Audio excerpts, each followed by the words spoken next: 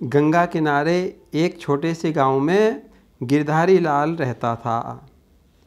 माता पिता का इकलौता लड़का था। छोटा सा खुशहाल परिवार था। गिरधारी लाल का बचपन माता पिता के लाड़ प्यार में बीता। शिक्षा बस प्राइमरी स्कूल तक ही हो पाई। काम धंधे का अवसर भी नहीं आया। पिछले वर्ष पिता का देहांत हो गया। धीरे धीरे सारी संपत्ति समाप्त होने लगी। मेहनत मजदूरी की तो आदत नहीं थी, पढ़े लिखे भी नहीं थे। भूखे मरने की नौबत आ गई। सिर पर कर्ज हो गया, उधार मिलना बंद हो गया। गांव के बाहर गंगा किनारे पीपल के पेड़ के नीचे एक महात्मा की कुटिया थी। महात्मा जी बाहर चबूतरे पर बैठे भजन करते। दोपहर को गांव से भिक्षा मांगकर लाते। जो मिल जाता खाकर गंगा जल पी लेते थे। बड़े संतोषी और खुश मिजाज के थे। गांव के आते जाते लोग दर्शन करते सत्संग के लिए बैठ जाते। कुछ भेंटें देते तो महात्मा जी लेते नहीं थे। गिरधारी लाल भी रोज़ आकर कुटिया की साफ सफाई का सेवा किया करता था। एक दिन दोपहर में भिक्षा लेकर स्वामी जी लौटे तो देखा कि गिरधारी कुटिया की में ज़मीन पर बैठा है। स्वामी जी ने पूछा कि गिरधारी आज दोपहर में कैसे आए। गिरधारी स्वामी जी के चरणों में सिर रखकर रोने लगा। स्वामी जी ने उठाया, दुख का कारण पूछा। गिरधारी ने आंसू पोंछे, बोला, स्वामी जी, पिता के देहांत के बाद विपत्तियों से घिर गया हूँ। घर में कोई संपत्ति नहीं रही, पढ़ा लिखा नहीं हूँ, नौकरी भी नहीं कर सकता, भोजन के लिए भी रुपए नहीं हैं, उधार मिलता नहीं। ऐसा कहते कहते गिरधारी रो पड़ा। स्वामी जी ने चुप कराया। तुम रो मत, मैं विरक्त साधु हूँ। मेरे पास कोई द्रव्य तो है नहीं जो तुम्हें दे दूँ। मैं तो केवल आशीर्वाद दे सकता हूँ। यदि सुख चाहते हो तो संतोष करो, और यदि ऐश्वर्य लक्ष्मी चाहते हो तो उद्योग करो। जो चाहेगा अवश्य मिल जाएगा। गिरधारी घर आ गया। सुख और संतोष का तो पता नहीं, फिलहाल तो लक्ष्मी चाहिए, उसके लिए उद्योग करना पड़ेगा। गिरधारी को स्वामी जी के वचनों पर अटूट श्रद्धा थी। निश्चय किया, कुछ थोड़ी पूंजी 150 रुपये की पूंजी लेकर घर से निकल पड़ा। कलकत्ता पहुंच गया। अपरिचित जगह में 150 रुपये की पूंजी से भला क्या काम उद्योग करूं। बंदरगाह पर खड़े खड़े गिरधारी सोच रहा था, महीना बीतने वाला है, कोई काम नहीं मिला, ना कोई ठिकाना मिला। खाली बैठे बैठे ये थोड़ी पूंजी भी समाप्त हो जाएगी। तब उसने रंगून जाकर भाग्य आजमाने का निश्चय किया। 1 मास कलकत्ते में रहकर रात में रंगून पहुंच गया। मन में विश्वास था कि स्वामी जी के वचन जरूर सत्य होंगे।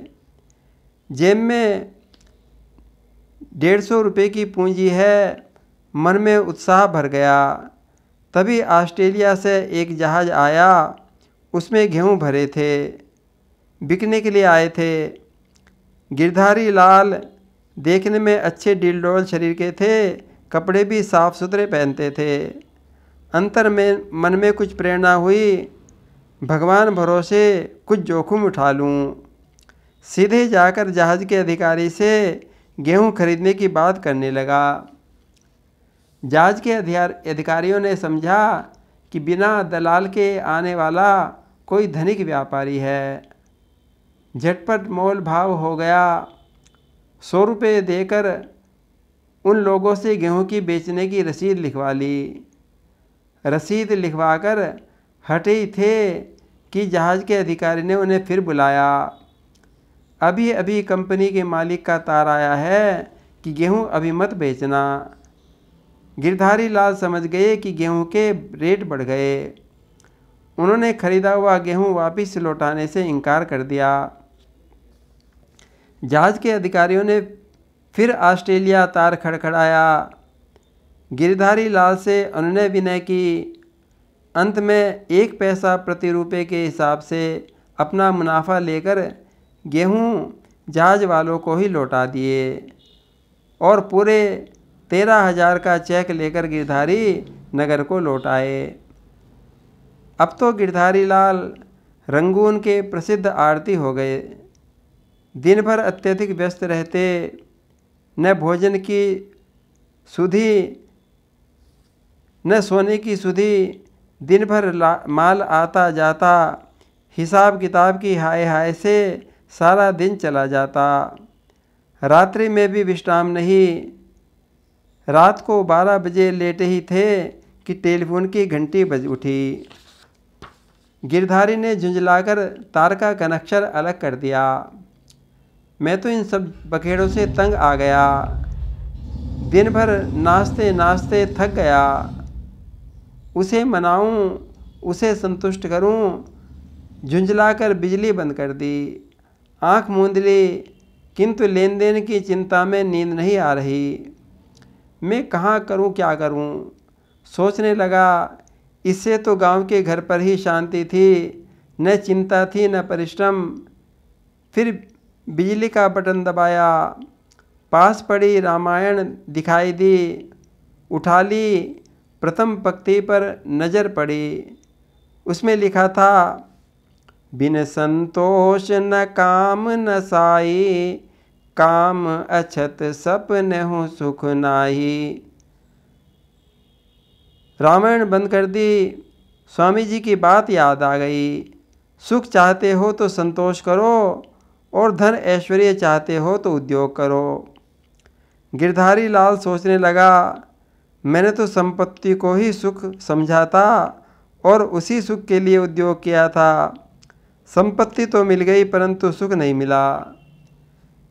मैं संतोष को ही भूल गया था। सुख तो संतोष में ही है। कोई बात नहीं, स्वामी जी का आशीर्वाद तो मेरे पास है। अब मैंने उद्योग से प्राप्त ऐश्वर्य संपत्ति की पीड़ा भोग ली।